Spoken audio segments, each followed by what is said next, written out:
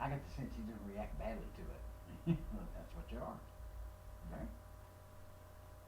An evangelist.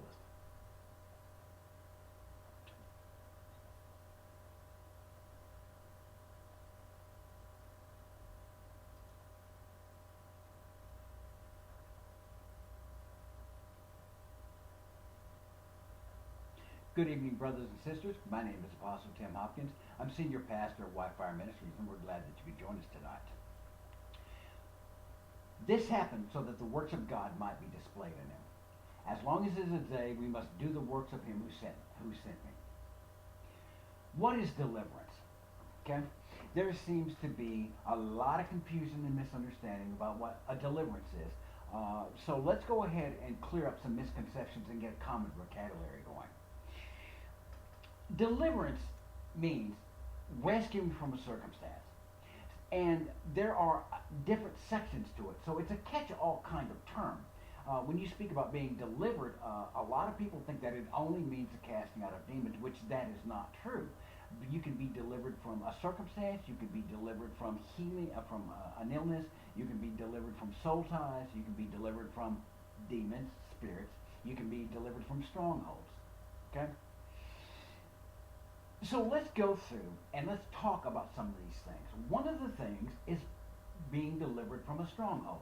A stronghold, once you have a thought, a concept, an idea that takes root in your head, that gets stuck in your head, you're stuck with that. And you start acting as if that is true, whether it's true or not.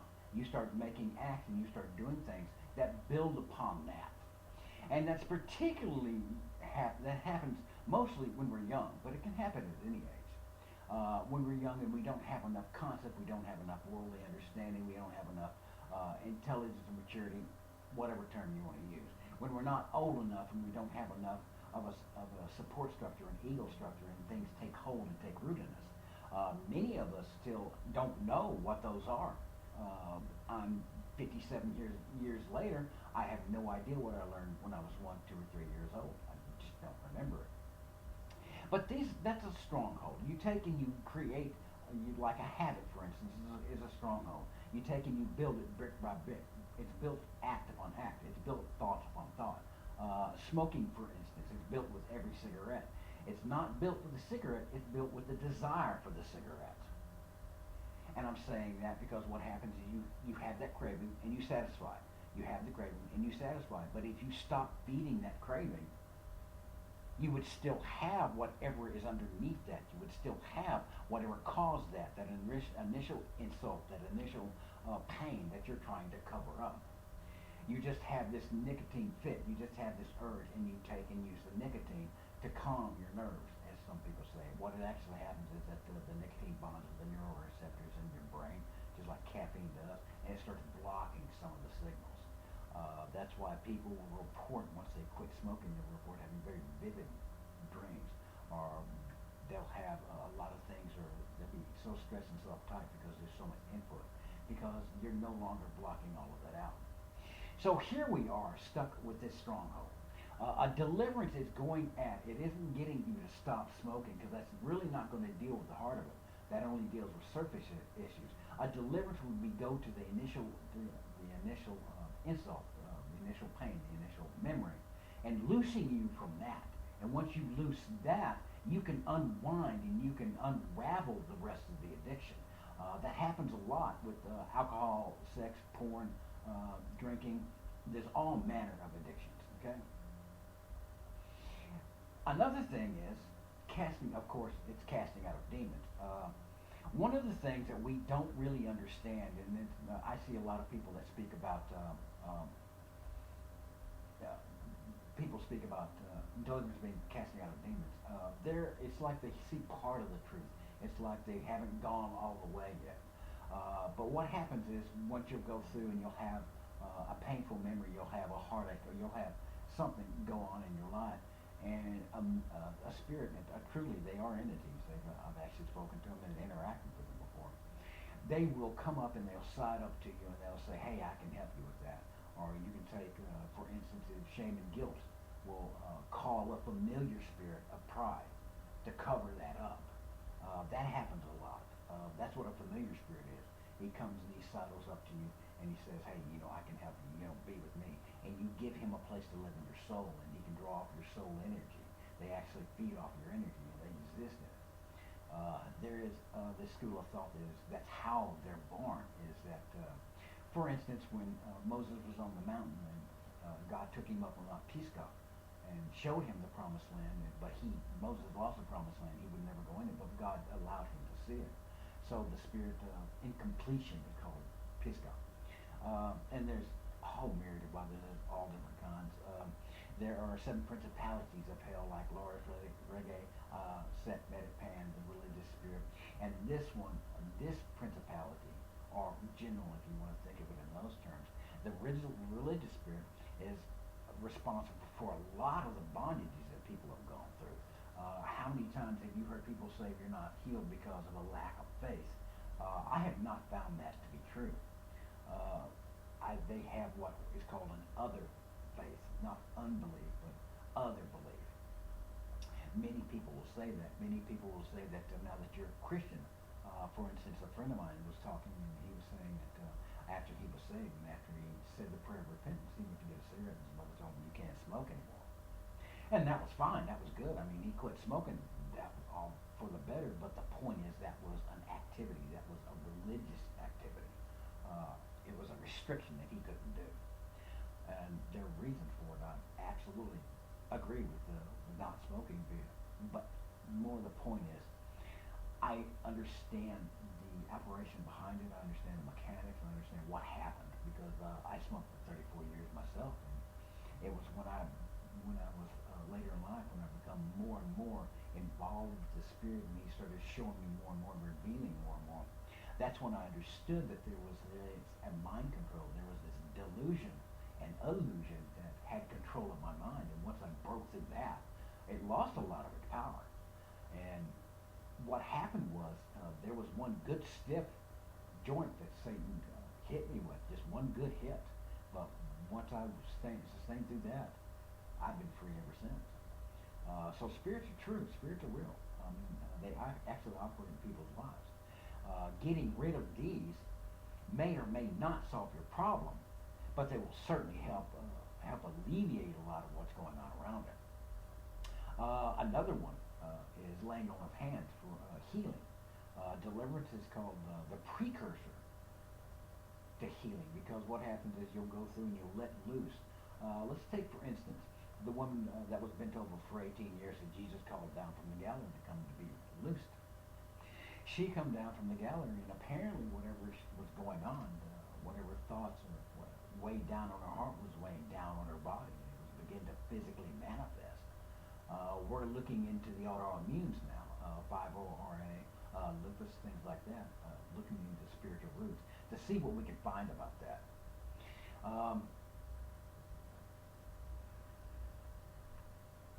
What we're coming to is we're coming to an understanding of how this operates and how it can take effect and how it can infest us. But that's some of the things that occur with deliverance. And I will tell you that because of some of these things, everybody can benefit from a deliverance. A deliverance in industrialized countries isn't what you think it is. It's not like the movies are. If you're in a third world country, it can be very dramatic, but mostly, unless you are a non-believer and you have been in some sort of like satanic ritual abuse or some situation like that, mostly what it is the average everyday things that you see that we take for granted now, such as smoking. We know it's bad for you. We've known for a long time, but people continue to do it. We know that drinking is bad for you because it's poison. You're taking poison in your body. And there's all sorts of other things. You can have an addiction to anger. You have that addiction to express yourself, and regardless of how you affect other people. So everybody has these ideas, everybody has these concepts, and everybody has these things they've been raised with. So everybody can benefit from an addiction, from a deliverance. Now, who can do deliverance? GodAnswers.com has an excerpt posted from Victory in Spiritual Warfare from Tony Evans. That's Really interesting take on casting out of spirits. He says, the Gospels and the Acts relate that Jesus and the disciples cast out demons. The teaching portions of the New Testament, Romans through Jude, refer to demonic activity yet do not discuss the method of casting them out, which we'll get to. Nor are the believers exhorted to do so. We are told to put on the whole armor of God to stand against spiritual wickedness, Ephesians 6:10 through 18. We are told to resist the devil, James 4:7. Do not give him room in our lives, Ephesians 4:27. However, we are not told how to cast demons out of others, or that we should even consider doing so. And this is very true, because not everybody can cast a demon out. Now, sure, we all have authority. Sure, we all have a greater power. We all have won through the victory of Christ. But not everybody has the armor to do so. Not everybody has the stomach to do so. Not everybody is called to do deliverances like this. Because every one that went through, there was 12 disciples, 12 main disciples, but Jesus had over hundreds of disciples. Read the book. He had over hundreds of disciples going out and doing this. The differences that it points out was those people who were not saved, who were not disciples of his. They're the ones the demons weren't afraid of. They're the ones that the demons attacked because they were freed to. So everybody has the authority to do this, but not everybody can deal with it. That's why typically you'll see deliverances done by members of the fivefold ministry. You'll see deliverances done by particularly apostles and prophets. Whether you believe in them or not, it's irrelevant. They operate in those offices and they operate in the gifts regardless of what you call them. So yes, not everybody is allowed or should be doing deliverances because they don't know what it is and they don't know how to do it. But those who are called into the deliverance ministry will testify that they are granted particular gifts, such as word of knowledge, such as the discerning of spirit, and such as the gift of faith in your position in Christ. They will be taught things like what the sword of the Spirit means. And it's funny to say, it's funny to bring that up, but he goes on to say that authority over demons is clearly the power of the Lord at work, whether or not the exorcist has a special ministry of deliverance. This is very true. We do not have in our own power the ability to do the deliverance. It is Jesus. It is the Lord working with him. And that passage is in there. The Lord working with him. Cast out spirits. Heal the sick. Preach the gospel. Okay? We need prayer, godly counsel, and the support of a good church, but not necessarily a deliverance minister. He's totally dismissing the man from Gad who lived amongst the tombs. He totally shoots himself in the foot by dismissing and degrading and not giving proper response, and not giving the proper attitude toward toward other passages in the book, such as the oracle that Paul cast the spirit out of. He is completely disowning that, completely disrespecting that, and completely ignoring it. This is why I'm saying not everybody has the prophetic gifting. Not everybody has the discerning of spirits to be able to do a deliverance. So not everybody should be, but if you're called into that deliverance, if you have that in your heart, and you're giving these leadings and these teachings, such as how to perform a miracle, if other people are telling you that you are, if you people who are walking the prophetic, if people who are truly prophetic, and they're telling you that you do, there's something you should do, something you should discover, something you should check out for yourself. Because deliverance is the means of being free. This is setting the captives free. You go through this training and this experience, and he'll lead you not only into the Bible, but he'll lead you into other ministries. He'll lead you into other ministries. He'll lead you into other teachings. He'll lead you into other references that'll show you things, such as what we call forgiveness therapy. I was taught how to get people to forgive, and I found out just what a powerful tool this is. And I also, because I found out just how powerful this emotion is, how powerful unforgiveness can be in your life. It can manifest in physical means, such as the autoimmunes. Anger manifests itself. And it's odd to note that the Chinese have pointed to particular organs that these emotions affect. I believe, if I remember correctly, these are the organs that cause those emotions. I'm not sure about that, but I do know that they do talk about those organs that are affected by these. And it shows up in the Bible, and this shows up in the deliverance ministry also. It talks about anger being in the liver. It talks about, which is odd because that's where the bile is, the gall in the gallbladder. And speaking of the cup of gall, and it's odd how that goes through. But everybody can benefit from a deliverance. Whether you believe in it or not, you should take the time and ask and find out and see questions. There's no problem with asking questions. God and Jesus never said that you shouldn't ask questions.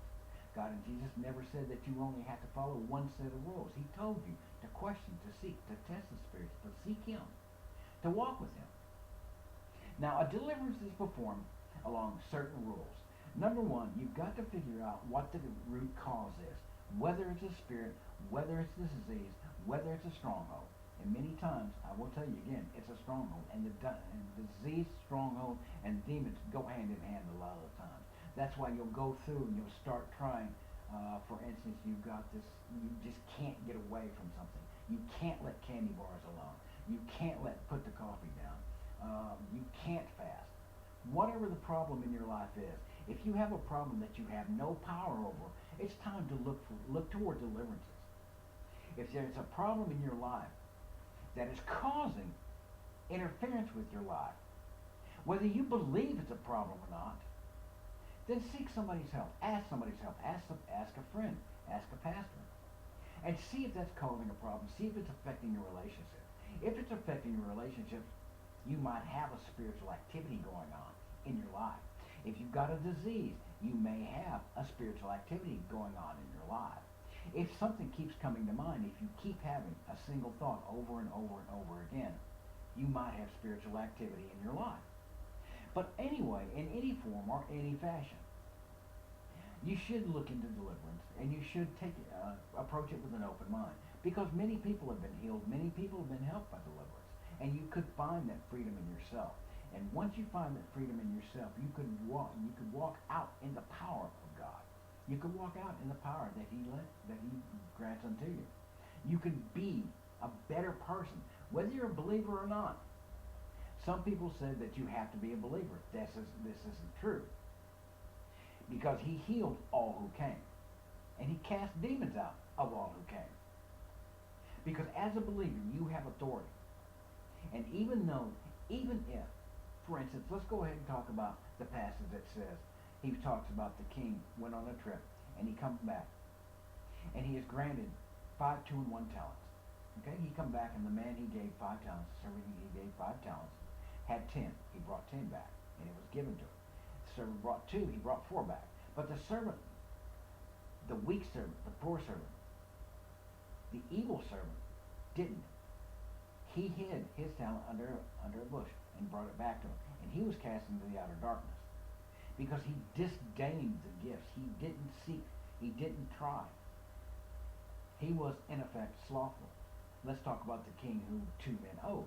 One owed him $1,000, and he forgave it. And then he goes and finds a man who owed him $100 and demanded payment.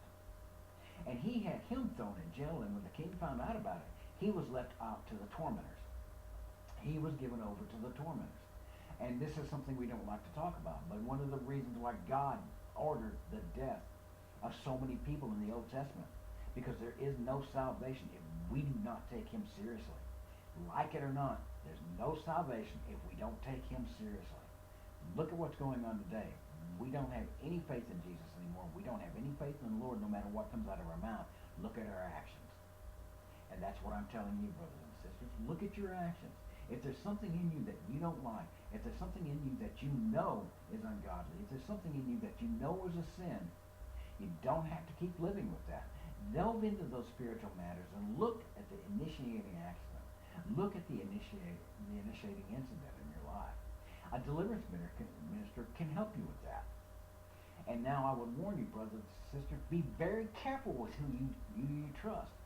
Number one, a deliverance minister has got to be proved to be prophetic, whether he operates in the word of knowledge or the word of wisdom, whether he operates in discerning of spirits or not. If he's knowledgeable, if he knows a lot of things about the prophetic, if he knows a lot about the spirits, if he knows a lot about curses and things, witchcraft, like it or not, laugh or not, Witchcraft is a thing today. I remember a woman was talking about. She asked me if the prophet could had any effect on the word. And well, no, there's one God, and that this message is one word. So there should only be one word. But many prophets. There's one, as a matter of fact, who's started to call me here lately. Who's a false prophet because he's out after money. Uh, and that is with the benefit of the doubt, because if he's truly prophetic and he's selling it, then he's of Satan. So be very careful, brothers and sisters. Do research. Look up on it. Read up on deliverance. Read up on soul ties. Many people don't understand just how sex affects their lives. Many people don't understand how your past relationships affect your daily life now. There is a spiritual activity because there's a universe behind our eyes. There's a universe that is just as complex as this one, and we call it the prophetic. There's a universe that's just as complex and just as hard to see as this one. It's hard to understand as this one. And we operate in that. We are spiritual beings. I know you've heard this phrase that we're spiritual beings having a physical encounter. But that much is true. There is. And it does operate. And we do have soul ties, and we are connected to people in our lives. And we will remain connected a long, long time after they're gone. Even dangerous relationships.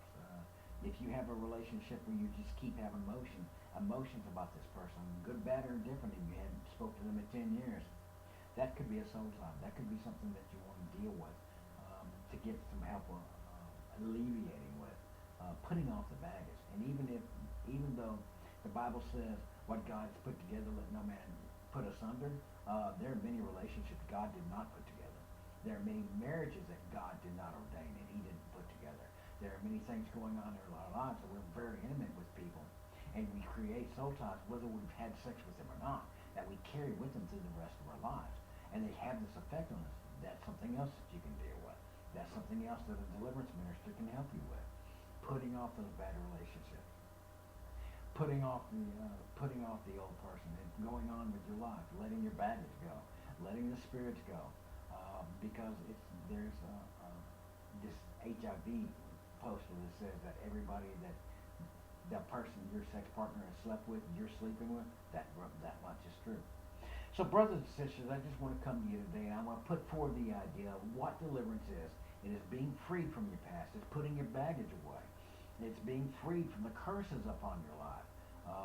It's being freed from thoughts of suicide, thoughts of cutting, of self-harm, worship of Baal, things like that. Deliverance is being set free from the strongholds. It's learning new ways to deal with things, yes, but it's also breaking old habits. You can be freed from old habits through deliverance sessions. Find somebody you trust and speak to them. Your deliverance could be simple, it could be easy, it could be nothing to it at all. It could be very involved, but mostly you would know if there's something truly very, very wrong with you. You would know whether deliverance is going to be hard or not. You have that sense, and you'll have the spirits trying to keep you away from it. So brothers and sisters, this is Apostle Tim Hopkins, and I wish you health, I wish you happiness, and seek out somebody. Do your research on deliverance and see if it can help you. Be blessed, brothers and sisters. Love of Christ.